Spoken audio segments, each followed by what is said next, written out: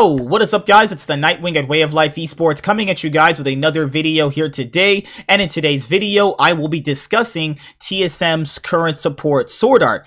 At BloopGG tweets, sources, TSM, SwordArt, and TSM are parting ways for the 2022 season. His replacement and his next team is still uncertain. SwordArt leaves just 1 year after the NA powerhouse signed him for a record-breaking $6 million 2-year deal. So, SwordArt joined TSM in the 2020 offseason after Suning was defeated by Damwon in the League of Legends Worlds 2020 finals, actually. And I think there's a lot of reasons you can pretty much pinpoint to as the reason why, like, SwordArt did not succeed on TSM. One of the biggest reasons why SwordArt succeeded with Suning in 2020, actually, when they started ramping up and then they actually made it to the League of Legends Worlds 2020 finals, was that SwordArt was able to shot call while also having really good players around the map that were able to listen to his calls and pretty much actually do whatever he needed them to do at certain moments in the game to get Suning also ahead.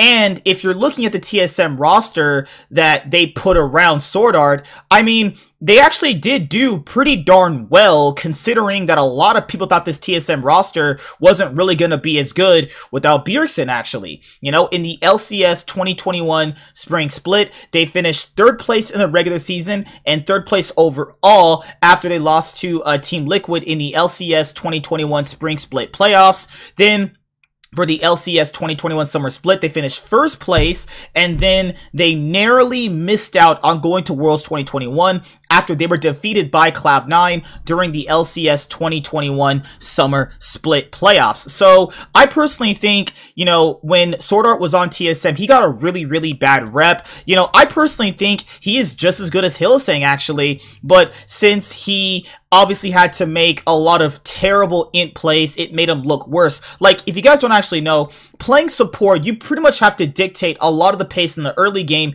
and he can't really do that when you have Lost, who's playing like dog shit most of the year, and then you also have to factor in the players that he had on Suning were listening to pretty much all of his calls. The players on TSM are not listening to a lot of his calls. You can tell by the TSM Legends episodes they were releasing this year. It's been a common trend with TSM over all of these years is to, you know, buy a shot calling support and then the players on the roster don't listen to that person. They did it with Yellowstar, they did it with Mithy, and they now did it with SwordArt. So, honestly, SwordArt leaving TSM after this year is not even surprising, though. The question is, where would SwordArt go, though? Would he stay in North America? Would he go back to the LPL? Would he join the LCK? Would he go back to Europe? You know? Or, sorry, my bad. I was confusing SwordArt with Gorilla. But could he actually, you know, go to Europe, actually? I don't know.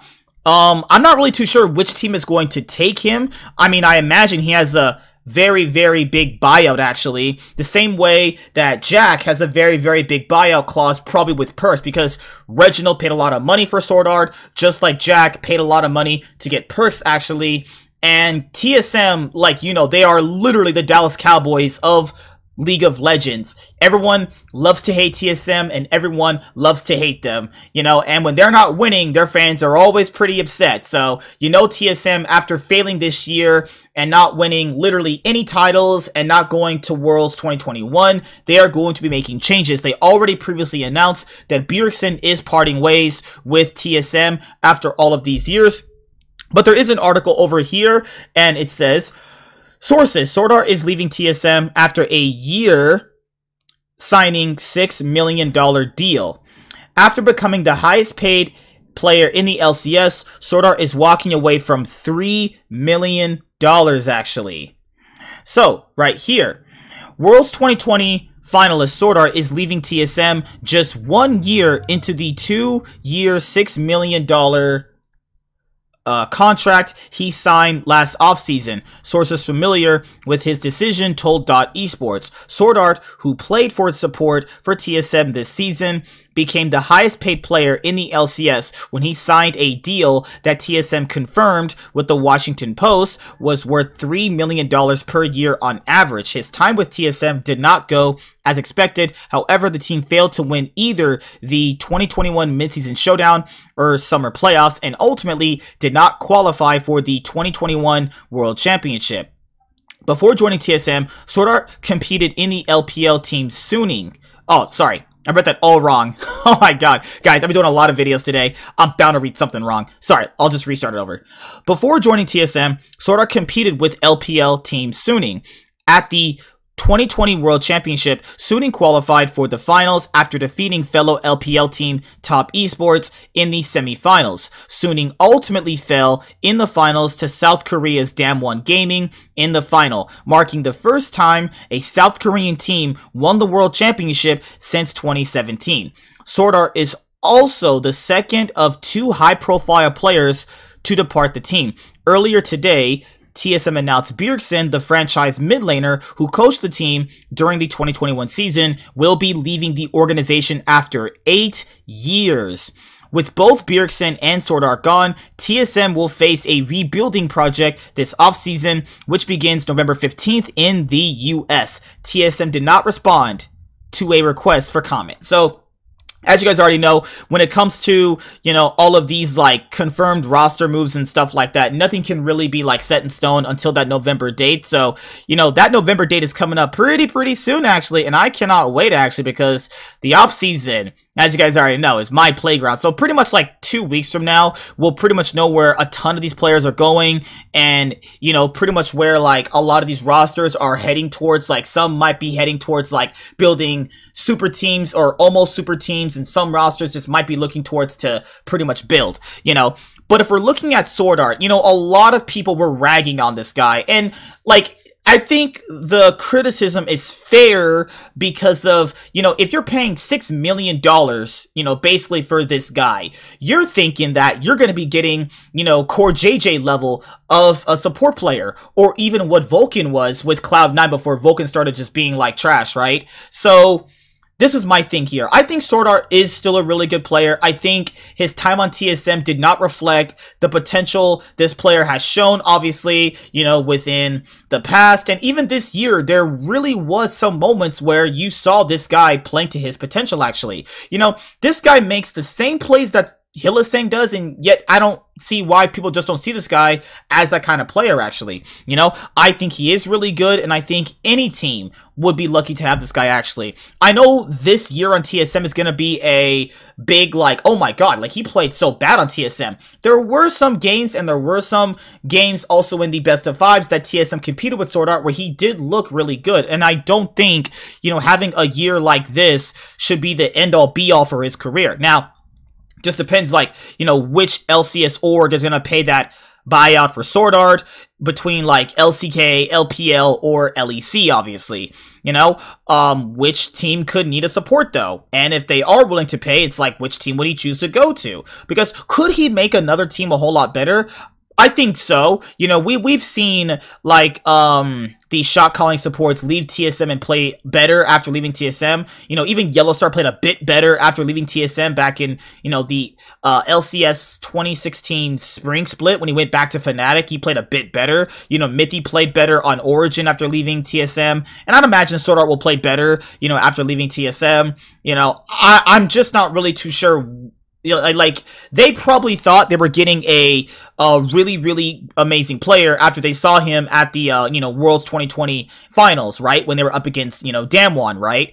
But, you know, SwordArt had really good players around him, though. Like, you know, Angel, Bin, SOFM, Huanfeng. These are, like, some world-class players here, you know? And if you're on a team with, like, world-class players, it's very easy to look good. You know, there were a lot of games where he was playing pretty bad, actually. And TSM saw that and still chose to pick him up. But overall, like, if you just take that Worlds tournament as a whole, he did play well. So, this is what I ask any of you guys, if you are TSM fans, are you actually kind of, it's two ways to put it. Like, are you excited or sad that SwordArt is now leaving TSM? You know, he didn't win anything with TSM. I just don't see a reason to really stay at TSM. You know, like, this, I forgot the timing of all of this though, but like if he already kind of knew that Bjergsen wasn't going to be a part of TSM, he's probably like, fuck that shit, I'm out, I'm going somewhere, but I'm definitely not going to be here, you know. But I don't think it was all bad for TSM. Like, they did still finish, you know, top 3 in the LCS 2021 spring split, you know, regular season and playoffs, you know, for the LCS 2021 summer split. They got first place, and they were literally one best of 5 away from missing out on the League of Legends 2021 World Championship. So, I mean, yes, you could look at the year and go, okay, they won no titles, but it's not like they were dog shit either. Like, I know people like to rag on TSM a lot. Personally, for this year, I don't think they were that bad, actually. I think they could have easily made the League of Legends 2021 World Championship. They were winning that best of 5. You know, I'm a Cloud9 fan myself, and, like, TSM looked way better than Cloud9 in that best of 5. I don't know what the fuck happened to TSM in that best of 5, when they started, like, winning games and started choking away the games, you know. And I know people are gonna go like, well, you know, like, TSM, they definitely looked bad this year. Not really, though. Like, if you pretty much just, like, look at it as a whole, it's bad for not winning anything. But overall, I think the roster performed as good as you expect it to be, actually. But now with, you know, Bjergsen and SwordArt leaving, that pretty much just leaves Huni, Spica, and Lost, actually. You know, I could easily see them getting rid of Lost, actually. He was not that good, actually. Huni and Spica are the players you probably want to keep, actually. You know, oh, you also have Power of Evil, but, you know, Power of Evil put out on his Twitter page, actually, that TSM has allowed him, you know, to field, you know, offers from teams from NA and EU.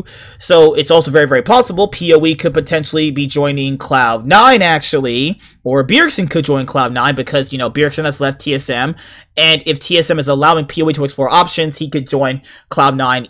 Either one of the two, because we already know that Perks is leaving Cloud9, actually, as it was reported today. So, if you guys are TSM fans or a SwordArt fan, let me know, are you happy or excited he is leaving TSM? Do you guys think this was a good year for SwordArt? I didn't think he was honestly that bad, actually. I thought he played good in a lot of games, but, you know, people have this, like, one-track short-sighted memory where they only look at, like, things in, like, isolation of results, so yeah, that's it. I'll see you guys later. Like, comment, subscribe, most of all, enjoy. I'm the Nightwing, and Way of Life Esports is signing out, guys. Peace, have a good day. See you guys later. Deuces. I'm out this thing, man. Peace. Oh, God damn. TSM. Well, it's going to be a roller coaster for this 2021 offseason, boys. Peace.